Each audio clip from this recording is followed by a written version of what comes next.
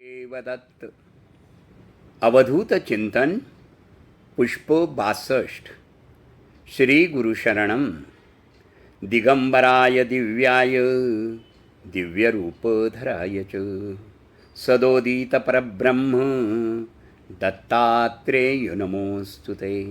सकारात्मक लहरी अनुकूल वातावरण निर्माण करतात, म्हणून शांत आणि प्रेमाने बोला। शांत स्वरात बोलल्यास साक्षात ईश्वरच त्या घरात वास्तव्य करतो। चढलेला मोठा आवाज आपल्याला वडीलधारी माणसे सांगत आली आहेत की घरामध्ये चढ्या आवाजात बोलू नये। विषारी लहरी पसरतात, नकारात्मक शक्ती येते। मृदू स्वरामध्ये संवाद करावा। किती संताप आला तरी मनावरचे नियंत्रण आणि आवाजाचा आवेग शांत ठेवावा। घरात हसतमुखाने वावरावं। मुलांना खूप प्रेम देऊन त्यांना आपलेसे करावं। घरातल्या नोकरबालगालाही तारस्वरात ओरडू नये, कारण त्यांना राग येतो आणि त्यांच्या दुखावलेल्या मनातल्या ऋणलहरी अशुभ अनुभव देऊ लागतात। अचानक पोट बिघडतं, भूक मंदावते, अस्वस्थ वाटू लागतं। म्हणून कोणालाच चढ्या आवाजात रागावणं किंवा शिव्या देणं ही अदृश्य लहरीची शिकार होय। काही क्षण प्रतिक्रिया देऊ नये। मग गवत नसलेल्या जागी पडलेला अग्नी जसा आपोआप शांत होतो, तसा आपलाही राग आवरता येतो। शुभलहरींचं ही असंच आहे।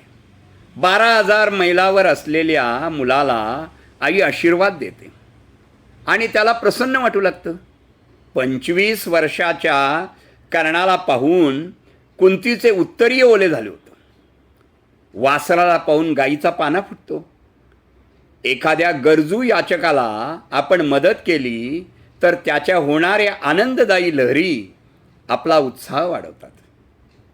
एखाद्या सफाई कामगाराला बक्षीस दिलं तर तो हात उंचावून आशीर्वाद देणार नाही का? तो धन्यवाद म्हणणार नाही का? पण त्याच्या मनातून निघणाऱ्या आनंद लहरीमुळे तुमच्या शरीराभोवती एक विशिष्ट चुंबकीय तरंग तयार होतात। तुम्हाला आगळा वेगळा उत्साह वाटेलच। म्हणून दानधर्माचे अपार महात्म्य आहे। फक्त मनुष्ययोनीला बोलण्याची देणगी देवाने दिली आहे। ती दाहक बोलण्याने अपमानित होते। म्हणून संवाद साधताना, मंत्रपठण करताना, स्तोत्रे म्हणताना, आरती करताना, पोथी वाचताना आपला स्वर कमालीचा मृदू असावा। भले तुम्ही किती बैठक सत्संग करा, पण बोलण्यावर आणि स्वभावावर जर ताबा नसेल तर त्याचा काहीच उपयोग होत नाही। तुमच्या आरडाओरडा करणाऱ्या स्वभावाने कोणीच तुम्हाला आदर देत नाही।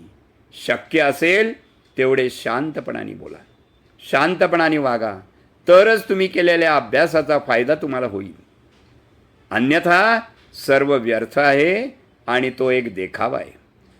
माणसाला निशब्द होण्याची वेळ तेव्हाच येते जेव्हा हृदयातील भावना आणि डोक्यातील विचारांची सांगड बसत नाही। एक लक्षात ठेवा, सुख ही एक मानसिक सवय आहे। ती लावून घेणं आपल्या हातात आहे। तुम्ही स्वतःला जितकं सुखी समजाल तितकंच तुम्ही सुखी राहाल। जो झाडावर झोपलेल्या पक्ष्यांना खाली पडून देत नाही, तो आपला सांभाळ करणार नाही का बरं? पाण्यातला मासा झोपतो कसा? किड्या मुंग्यांच्या पोटाची खळगी भरतात कशी? तो आपल्याला कधी उपाशी ठेवेल का? सूर्याचा आणि चंद्राचा खेळ ज्यांनी मांडला तो तुमचा आमचा संसार तारल्याशिवाय राहील का बरं? देव पाहण्याचा नाही, ती अनुभवण्याची वस्तू आहे। आणि फक्त विश्वास ठेवा, सर्व चांगलंच होणार आहे, कारण परमेश्वर तुमच्या पाठीशी आहे। तुम्ही फक्त दत्तनामात राहा, तुमचे कल्याण होईल। शुभम भवतु, शुभम भवतु, शुभम भवतु।